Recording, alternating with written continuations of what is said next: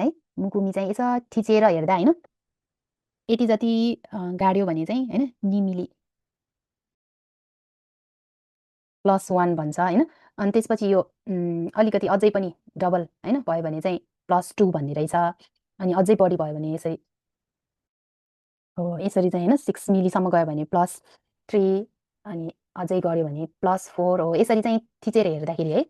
थिचेर हेर्दा चाहिँ कति कतिको अनि अब यो उम्, जस्तै शोब्यो भन्छ है यो शोब्यो भनेको चाहिँ यो चाहिँ खारुई रे के यो चाहिँ हैन यो चाहिँ नर्मल अब त्यति छैन भनौँ न है अनि यो चाहिँ खेसो भनेको चाहिँ यो चाहिँ खारुई भयो है खारुई भयो यतिको चाहिँ अब जे होस् खारुई नै छ भनौँ न अनि त्यसपछि च्युतो यो चाहिँ अति नै भयो है अब यस्तो अवस्था भयो भने चाहिँ अब हस्पिटल नै जानुपर्ने हुन्छ होइन अब यतिको जति भयो भने चाहिँ यो चाहिँ नर्मल होइन अब हामीले हेर्न सक्छौँ तर यो चिउतो अथवा चाहिँ जिउसो भयो भने चाहिँ यहाँ चाहिँ अब हस्पिटल नै लानुपर्ने अवस्था हुन्छ यो चाहिँ है अब हामीले पनि अहिले हेरिरहेछौँ कि त्यहाँ छ रियोसा सानो हुनुहुन्छ होइन अब यसरी नै थिचेर हेरेर यो स्केल किरोकोहरू चाहिँ गरिरहेको हुन्छौँ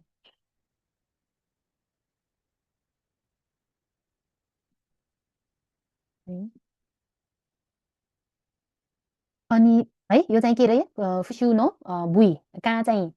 मुकुमी भएको हो कहाँ फुस्यु भएको हो